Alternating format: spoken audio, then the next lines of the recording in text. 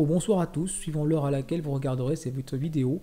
C'est votre présentateur des émissions Chroniques paranormales et urbaines, John Sinclair.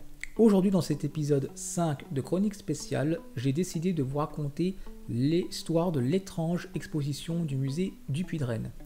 Faire des visites dans un musée permet toujours de découvrir tout type d'exposition, comme les toiles des grands peintres, des magnifiques sculptures, ou encore des vestiges de l'histoire de l'humanité, et dans un seul et unique but, apprendre et préserver la mémoire de nos ancêtres. Pourtant, il arrive parfois que l'on tombe sur des expositions qu'on n'aimerait vraiment pas croiser lors d'une visite dans un musée. Il semblerait que les étrangetés du musée du Puy-de-Rennes à Paris fassent parler d'elles à un tel point que certains visiteurs s'amusent à lui donner le surnom de, entre guillemets, musée des horreurs. Découvrons ensemble son histoire. Situé à l'emplacement actuel de l'ancien couvent des Cordeliers, un lieu qui a servi à l'époque de la Révolution française pour des réunions politiques du club des Cordeliers, le musée d'anatomie pathologique du Puy-de-Rennes ouvrit ses portes en 1835.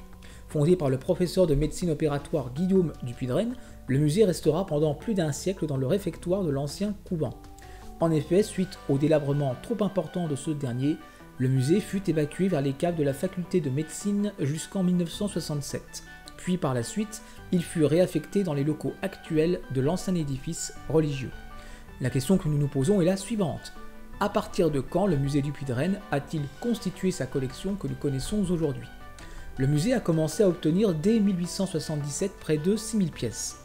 En dehors des instruments de médecine spécialisés en chirurgie, de dessin, gravure ou encore peinture et photos sur des malformations constatées sur des patients qui y sont exposés, on peut trouver d'autres choses pour le moins troublantes qui peuvent faire fuir au premier regard les âmes sensibles.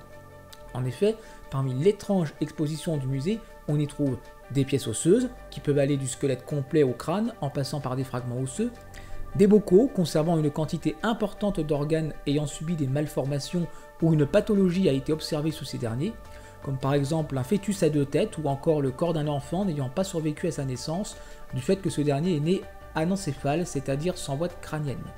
Des moulages effectués sur des cas de vraies pathologies, comme par exemple une tumeur mangeant les 3/4 d'un visage. Voici à présent quelques images illustrant ce que je viens de vous expliquer au-dessus sur certaines expositions du musée du Puy-de-Rennes. Libre à vous de les regarder ou non. Pour conclure cet épisode, voici une question dont je vais vous apporter mon opinion personnelle. Pourquoi le musée du Puy-de-Rennes souhaite exposer ces entre guillemets erreurs de la nature au risque de se faire surnommer par ses visiteurs de toujours entre guillemets musée des horreurs ? Même si au premier regard ces expositions peuvent faire peur, je pense que l'objectif pour le musée n'est pas de faire une foire aux monstres, mais tout simplement de nous faire comprendre que lorsque vous croisez quelqu'un dans la rue ayant une malformation plus ou moins avancée, que ça ne fait pas de lui un monstre, et qu'on se doit de respecter ces malheureuses personnes qui vivent avec cet handicap ou qui n'ont pas survécu aux différentes pathologies dont elles ont été victimes. Même si ce musée sort entre guillemets de l'ordinaire, il est néanmoins comme les autres un lieu de découverte, d'apprentissage, mais surtout de mémoire.